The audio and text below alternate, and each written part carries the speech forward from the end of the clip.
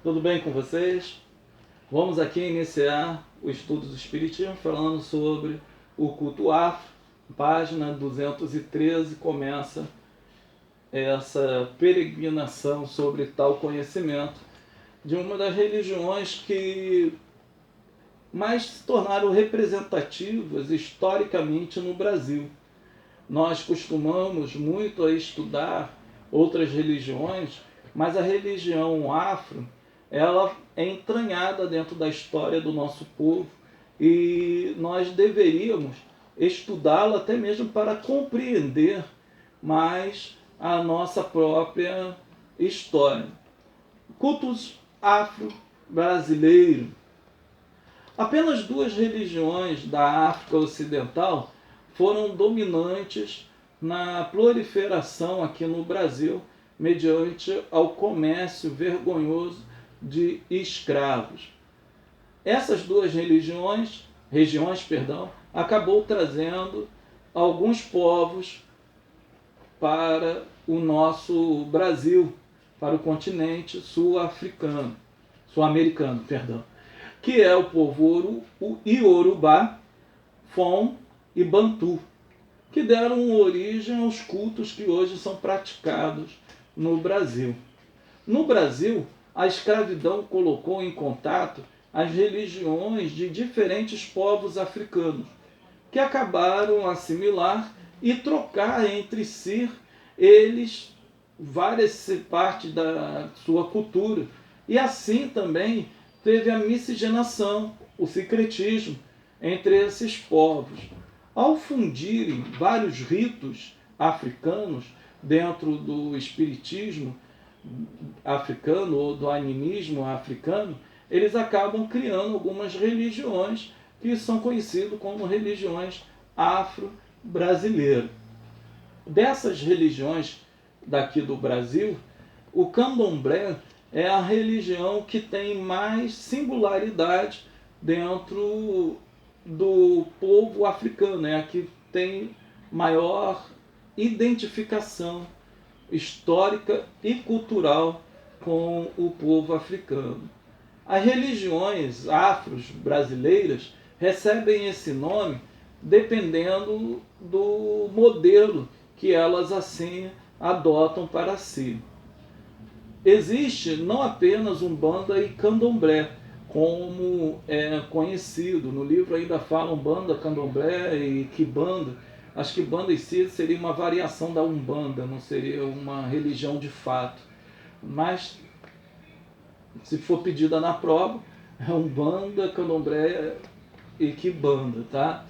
Podemos ver outros. Exemplo, no Nordeste há o tambor de Mina, no maranhense, o Xangô pernambucano, existe o candomblé baiano, como foi dito aqui, em Rio de Janeiro e São Paulo, vão prevalecer sempre a Umbanda e o candomblé. Existe o batuque gaúcho no sul. Isso acaba evidenciando a cultura africana que foi espalhada em todo o continente e principalmente aqui no Brasil. Hoje se cultua-se aproximadamente, segundo estudos de cultura africana, aproximadamente 12 orixás. Já chegou a se cultuar no Brasil 16 orixás. Os 4 que são cultuados de forma bimestral Obá, Logum, Nedé, Efá e Orocu. Mas, contudo, dentro do continente africano, quando você vai estudar, existe mais de 200 orixás ali. A explicação dentro de um estudo científico dessa religião é que esses espíritos são espíritos familiares, espíritos de ancestrais. Então, eles passam por herança para as pessoas que o seguem, os Iaôs, os filhos de santo. Eles recebem, então, os espíritos que foram dos seus descendentes. Por isso, então, a limitação do número dos deuses, dos orixás que são cultuados aqui no Brasil. Entre as ramificações do culto africano, enxergamos primeiro o candomblé, o mais praticado, é o que mais tem características da África. Inclusive as próprias pessoas que do candomblé procuram estudar para deixá-lo cada vez mais parecido. Ele tem a observância de um secretismo religioso, às vezes proposto, que é dado a toda a religião. Ele tem uma forte fundamentação nos sacrifícios de animais. Vimos a Umbanda. A Umbanda é uma religião estritamente brasileira. Ela foi fundada em 1908, no século XX, pelo médium Zélio Fernandino de Moraes. E ele costuma dizer que foi fundada também pelo seu caboclo, que é o caboclo Sete Encruzilhada.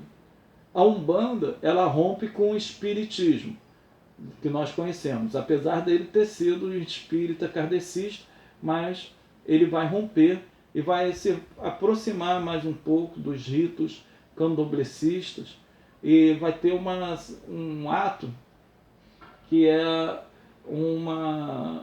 uma sintonia, ou tentar fazer uma sintonia através de um secretismo religioso com alguns santos da Igreja Católica para trazer uma representatividade da sua religião. Isso já era observado antes da fundação da mesma, porque os escravos, para manter o seu culto, eles acabavam fazendo esse sincronismo entre os santos católicos e os orixás para poder não serem perseguidos.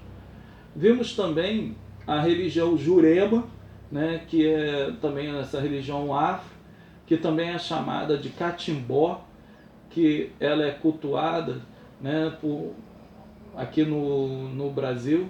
Ela foi praticada pelos índios brasileiros que, quando entraram em contato com as religiões afro. Ela tem a base, né, além de rituais, de folhas, de casca de árvores, que são chamados de banhos, né, onde dentro da Umbanda os caboclos, né, absorvem essa parte. Existe o Xangô de Pernambuco, que é muito semelhante com o candomblé da Bahia. Ele, além de cultuar os orixás de origem iorubá, há ainda grande sincretismo com os aspectos dos santos da Igreja Católica. Ele também adota sacrifícios de animais e homenagem às divindades. Um dos aspectos que nós podemos conhecer dentro dos cultos afros, né, é a grande difusão que existe entre eles. A Umbanda, a exemplo, ela acaba tocando para espíritos que são diferentes dos espíritos do candomblé, em muitas das vezes. Exemplo, no candomblé, eles não vão tocar para Exu, povo de rua, não é Exu orixá. Exu, povo de rua, para preto velho e para caboclo, que é um toque de Umbanda. Quando um babalorixá de candomblé toca para essas entidades, é chamado de homolocô. Geralmente é o queto, que é uma parte da nação do candomblé. Então, eles acabam tocando para isso. Na Bahia, existe o culto aos eguns, que também faz parte do candomblé, que geralmente é tocado pelo jejo. Os eguns são espíritos de pessoas humanas que morreram e que acabam ali incorporando, trazendo mensagens ou apenas um ato de cultuar para que doenças graves não venham alcançar o corpo. É interessante também saber que um praticante de religião afro, em sua grande maioria, ele deve ser enterrado na terra para que retorne ao pó. Então, terminamos aqui essas aulas sobre Espiritismo e mais tarde estaremos fazendo perguntas. Deus abençoe.